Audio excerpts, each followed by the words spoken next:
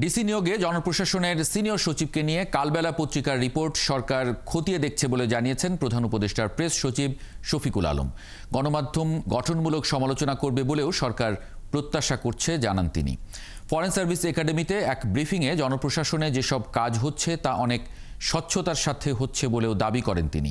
এ সময় সংস্কারের জন্য ৬ কমিশনের মধ্যে ৫টি কমিশন চূড়ান্ত হয়েছে বলেও জানান তিনি। ২-১ দিনের মধ্যে বাকি কমিশনটিও চূড়ান্ত হবে। শনিবার থেকে অন্তর্বর্তী সরকারের সঙ্গে রাজনৈতিক দলের যে সংলাপ তাতে প্রথমেই বিএনপির সঙ্গে সংলাপ হবে বলেও জানান প্রেস সচিব।